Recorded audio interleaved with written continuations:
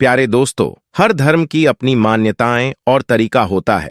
बात करते हैं इस्लाम धर्म में नमाज की अहमियत पर। इस्लाम में 5 चीजों को बहुत जरूरी बताया गया है, या यूं कहें कि वो इस्लाम धर्म के स्तंभ हैं और हर मुसलमान को इनका पालन करना फर्ज है। इनमें शहादत यानी अल्लाह पर यकीन के बाद सलात यानी नमाज सबसे अहम है। दिन में 5 बार नमाज इस्लाम धर्म को मानने वाले सभी लोगों पर फर्ज है। जैसे हिंदू धर्म में भगवान को खुश और राजी रखने के लिए पूजा होती है, वैसे ही नमाज दरअसल अल्लाह की बंदगी को जताने बताने और उसे राजी रखने का अहम जरिया है। नमाज के जरिए बंदा अल्लाह से अपनी गलतियों के लिए माफी भी मांगता है। यही नहीं, कहते हैं जो कोई लगातार नमाज पढ़ता है वो बुराइयों से धीरे धीरे दूर हो जाता है, जिससे वो एक बेहतर इंसान बनता है। इस्लाम धर्म में नमाज को अल्लाह की इबादत और पूजा का जरिया माना जाता है।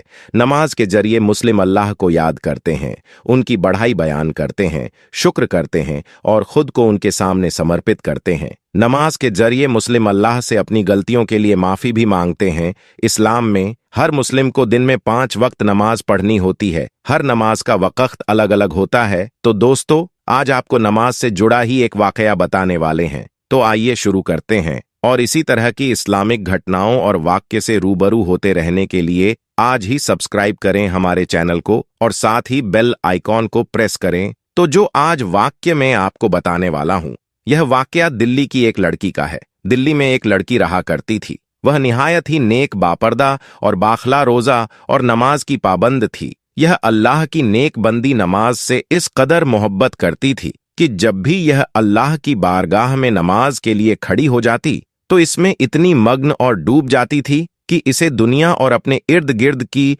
कुछ भी परवाह और खबर नहीं रहती थी। वह रूहानियत के एहसास में डूबकर नमाज अदा करती थी। इस अल्लाह की नेक बंदी के अपने मोहल्ले और रिश्तेदारों से भी बहुत अच्छे ताल्लुकात थे। छोटी बच्चियों को कुरान पढ़ाती और इन्हें नमाज की तालीम देती।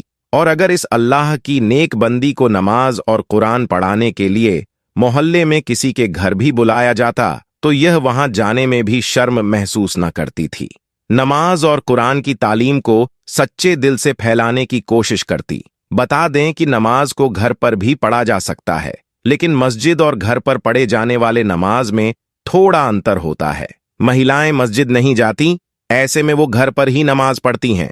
वहीं कुछ लोग मस्जिद जाने में समर्थ नहीं होते या मस्जिद घर से दूर हो, तो ऐसे में भी घर पर नमाज पढ़ी जा सकती है। यह अल्लाह की बंदी गरीब घर की बेटी थी, लेकिन अल्लाह ने इसे अमानत की दौलत से खूब नवाज रखा था।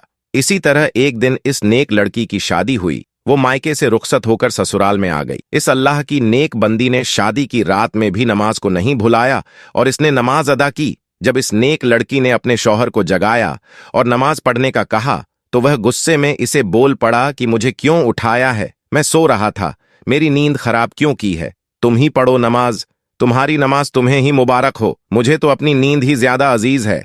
वह बदबख्त यह कहकर दोबारा सो गया। उसके दिल में नमाज के लिए जरा बराबर भी मोहब्बत नहीं थी। वह शख्स निहायत ही अय्याश और बाश किस्म का शख्स था। वह अल्लाह की नेक बंदी अपने शौहर के मुंह से यह सब कुछ सुनकर बहुत ही हैरान, परेशान और उदास हुई। लेकिन फिर भी वह अल्लाह की नेक बंदी अपने शौहर से बहुत मोहब्बत करती और इसकी बहुत इज्जत करती थी, और नमाज में भी अपने शौहर की हिदायत के लिए अल्लाह से दुआ करती कि ऐ अल्लाह, मेरे शौहर को हिदायत दे दे और इसको अपनी तरफ मतवल कर ले, इसे नमाज और नेकी का पाबंद बना दे। अभी इस नेक लड़की की शादी को कुछ ही अरसा गुजरा था कि इसे यह बात सुनकर एक जोरदार झटका लगा कि इसका शौहर जुआ खेलता है, जुआ भी खेलता है और शराब भी पीता है। अभी तक तो वो नई नवेली दुल्हन थी और इतने ही थोड़े अरसे में अपने शौहर की तमाम बुरी आदतों से वाकिफ हो चुकी थी। लेकिन इस पर दुख का पहाड़ इस वक्त टूटा जब इसे यह मालूम हुआ कि मेरा शौहर जुआ खेलता है और शराब पीता है और जुए का हराम पैसा घर में लेकर आता है। इसका शौहर शाम को जब घर वापस आया तो वह अल्लाह की बंदी अपने शौहर के कदमों में गिर गई और इससे फरियाद करने लगी। वह कहने लगी कि आपको कसम है, आप जुए और शराब जैसे हराम काम से तौबा कर लीजिए और अल्लाह के आगे सजदा रेज हो जाएं। आज तक आपने जितने भी गलत काम किए हैं, इनसे अल्लाह के हुजूर तौबा कर ले। अल्लाह ताला ने हमें जो कुछ अता किया है, हमें इसमें राजी और खुश रहना चाहिए। ज्यादा और अच्छे की चाह में आप हराम रास्ता अख्तियार मत करो।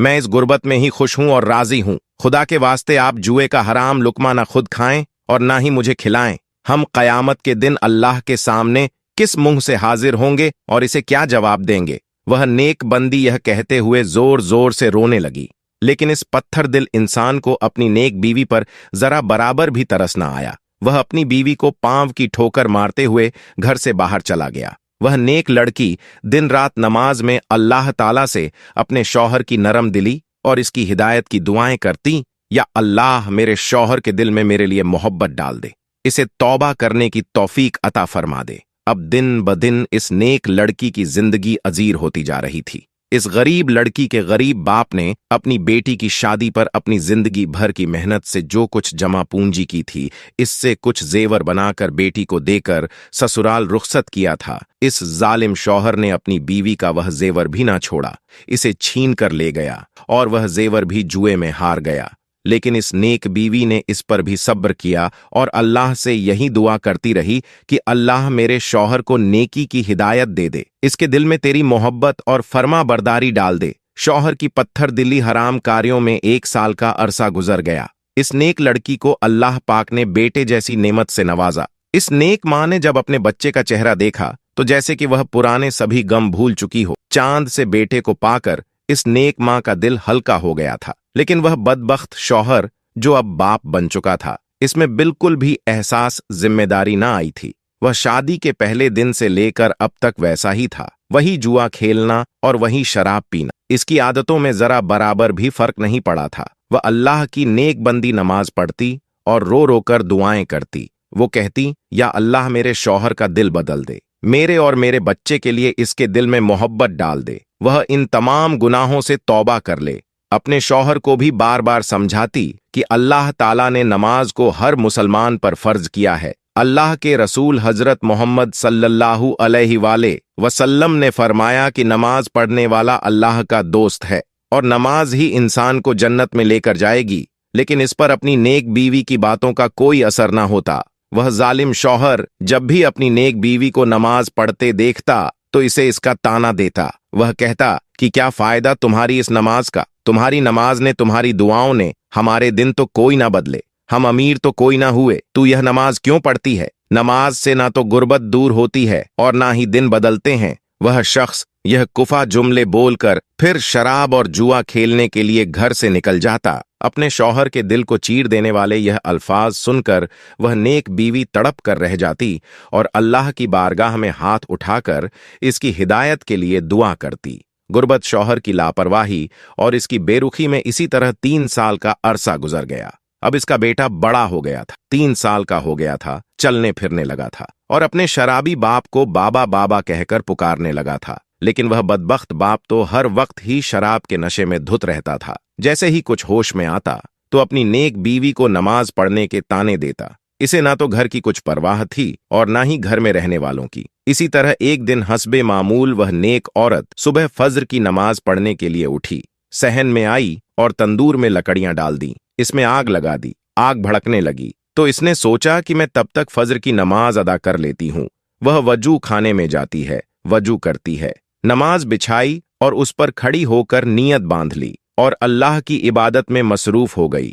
वह नेक बंदी नमाज में मग्न हो गई। वह अभी नमाज अदा कर ही रही थी कि इतने में इसका लाडला बेटा रोता हुआ कमरे से बाहर सहन में आ गया। इसकी नेक मां नमाज में इस कदर मशगूल थी कि इसके कानों में अपने बच्चे की आवाज ही ना पड़ी। वह मासूम बच्चा रोता हुआ सहन तक आ गया। इसकी नेक मां नमाज में इस कदर मशगूल थी कि इसको होश ही न थी कि मेरा बेटा रोता हुआ तंदूर की तरफ बढ़ रहा है। वह बच्चा मां को ढूंढता हुआ जैसे ही सहन में आया तो इसने जलती हुई आग की रोशनी देखी और बच्चा तो मासूम बच्चा ही होता है, आग को खेलने की चीज समझ बैठा और तंदूर की तरफ बढ़ने लगा।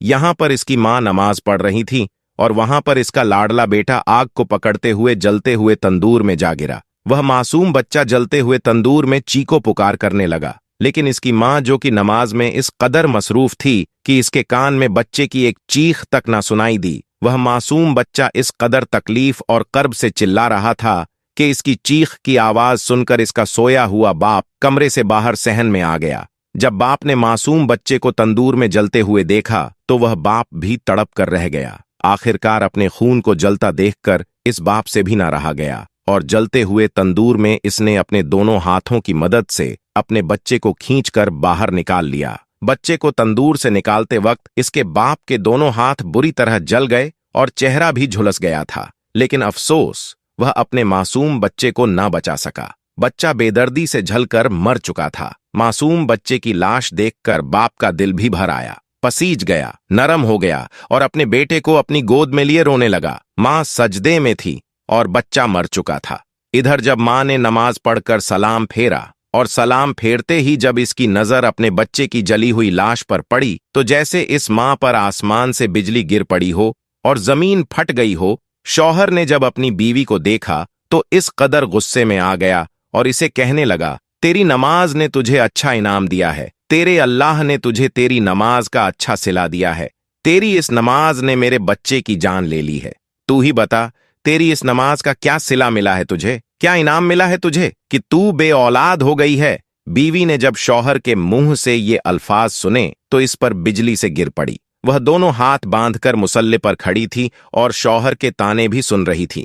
बस फिर क्या था, इस अल्लाह की बंदी ने दरबार इलाही में अपने हाथ उठा दिए और अल्लाह के हुजूर फरियाद करने लगी कि ऐ मेरे अल्लाह, ऐ मेरे परवरदिगार, मैं तो तेरे कर्म के साथ सोई थी मेरे अल्लाह, तूने तो मेरी गोद ही उजाड़ दी।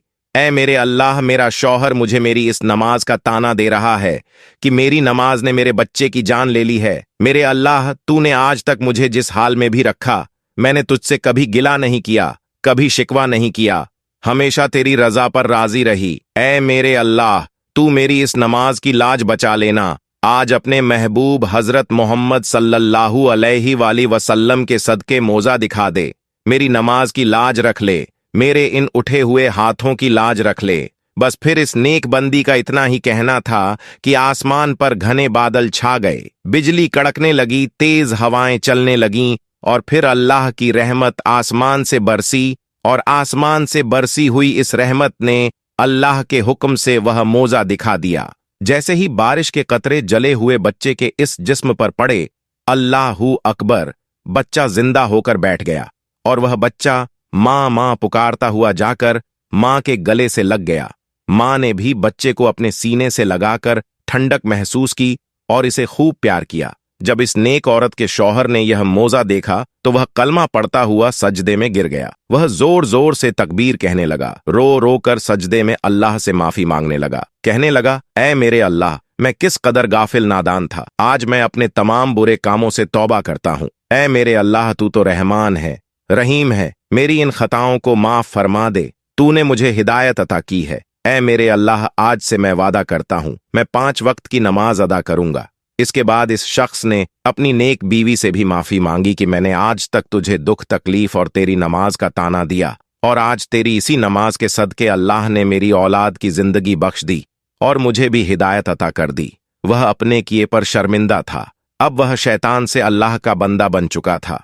सुभान अल्लाह, बेशक अल्लाह तबारक व ताला अपने नेक बंदों की दुआओं को जरूर कबूल फरमाता है। अल्लाह पाक से दुआ है कि हमें भी 5 वक्त की नमाज पढ़ने का आदी बना दे और ऐ मेरे अल्लाह, ऐसी नमाज पढ़ने की तौफीक अता फरमा जो तुझे पसंद है।